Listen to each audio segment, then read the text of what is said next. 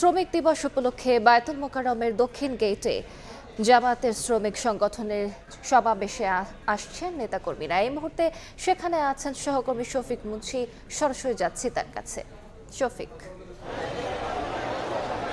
জাতীয় মসজিদ বায়তুল মোকাররমের দক্ষিণ গেটে বাংলাদেশ শ্রমিক কল্যাণ ফেডারেশন আয়োজিত আজকের যে শ্রমিক সমাবেশটি সেটি বেলা ৩টায় শুরু হবে। কিন্তু আমরা যেটা দেখেছি যে জুমার নামাজের পরপরই কিন্তু এই যে অস্থায়ী মঞ্চ তৈরি করা হয়েছে সেই মঞ্চের সামনে কিন্তু ঢাকা শহরের নানা প্রান্ত থেকে সংগঠনটির নেতাকর্মী যারা আছেন তারা ইতোমধ্যে আসা শুরু করেছেন এবং তারা ইতোমধ্যে এই যে সড়কের উপরের যে জায়গাটি সেই জায়গাটিতে তারা অবস্থান শুরু করেছেন। আমরা জানি বাংলাদেশ শ্রমিক কল্যাণ ফেডারেশন আয়োজিত আজকের এই শ্রমিক সমাবেশের প্রধান অতিথির বক্তব্য দেবেন জাতীয় সংসদের বিরোধী দলীয় নেতা এবং বাংলাদেশ জামায়াত ইসলামের আমির ডাক্তার শফিকুর রহমান।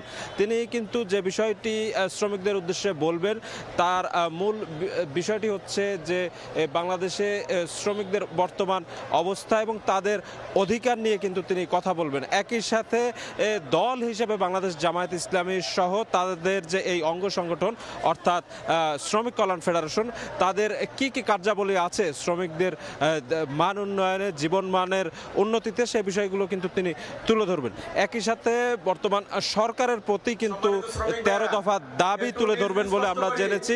যে দাবিগুলোতে এই বাংলাদেশ জামায়াত ইসলামী সহ বাংলাদেশ শ্রমিক কল্যাণ ফেডারেশন তারা তাদের যে ১৩ দফা দাবি সেই দাবিতে বাংলাদেশের শ্রমিকদের জীবনমান উন্নয়নের বিভিন্ন প্রসঙ্গ তুলে ধরবেন এবং তারা চাইবেন যেন বাংলাদেশ সরকার দ্রুতই তাদের দাবিগুলো বাস্তবায়নের মাধ্যমে কল কারখানা সহ বাংলাদেশের নানা ধরনের প্রতিষ্ঠানে যত ধরনের শ্রমজীবী আছে তাদের অধিকার সুরক্ষিত হয়, তাদের জীবনমান উন্নতি হয় সে বিষয়গুলো কিন্তু তুলে ধরবেন বলে আমরা জেনেছি।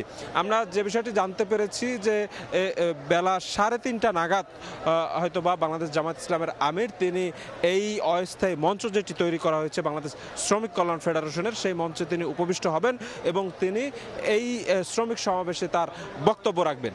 তো এই ছিল আমার কাছে জাতীয় মসজিদ বায়তুল মোকাররমের দক্ষিণ গেট থেকে বাংলাদেশ শ্রমিক কল্যাণ ফেডারেশন আয়োজিত আজকের যে শ্রমিক সমাবেশ সে ব্যাপারের সর্বশেষ খবর। সরাসরি যুক্ত ছিলাম বায়তুল মোকাররমের দক্ষিণ গেটে।